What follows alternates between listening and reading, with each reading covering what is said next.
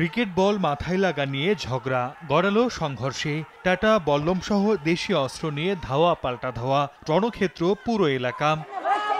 গত ৫ জুলাই কিশোরগঞ্জের ভৈরবের কালিকা প্রসাদ এলাকায় চাঁদ মিয়ার বাড়ির পাশের একটি মাঠে ক্রিকেট খেলতে যায় ফুল মিয়ার বাড়ির এক কিশোর। এ সময় মাথায় ক্রিকেট বল লেগে আহত হয় চাঁদ মিয়া বাড়ির এক শিশু। পরে এ নিয়ে সংঘর্ষে জড়ায় দুপক্ষের লোকজন। স্থানীয় ইউপি চেয়ারম্যান বিষয়টি মীমাংসা করে দিলেও পরদিন সকালে ফুল মিয়ার বাড়ির এক কিশোর ও বিকেলে ইব্রাহিম মিয়া নামে আরেক ব্যক্তিকে মারধর করে চাঁদ মিয়া বাড়ির লোকজন।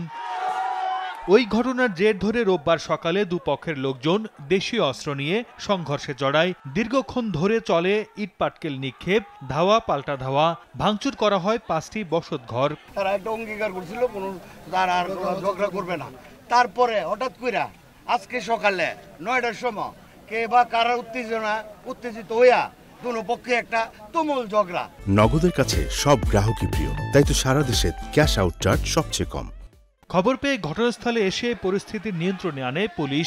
এই ঘটনায় উভয় পক্ষের অন্তত 15 জন আহত হন। 10 জনকে উদ্ধার করে উপজেলা স্বাস্থ্য কমপ্লেক্সে ভর্তি করা হয়। ক্রিকেট খেলা নিয়ে একটা ঘটনা হয়েছে। ক্রিকেট বল মারতে গিয়া নাকি একটা বাচ্চার মাথা মধ্যে বল মাইরা মাথাটা পুড়ায় ফেলছে। ওই মাথা থেকে রক্ত বের হয়েছে।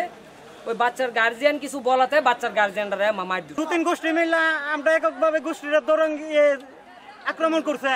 আমরা পাল্টা আক্রমণ করছি। যে ছেলে মারছে আর মাইর খাইছে, ওই মাইর খাওয়া ছেলে কি বিচার দিতেছে, জায়গা জায়গা লোকের কাছে কইতেছে, পরে হ্যাঁ আবার মারছে। পুলিশ সংবাদ পেয়ে ঘটনাস্থলে আসে এবং বর্তমানে পরিস্থিতি নিয়ন্ত্রণে আছে। ঘটনাস্থলে পুলিশ মোতায়েন আছে। সংঘর্ষের ঘটনায় জড়িতদের ধরতে চেষ্টা চলছে।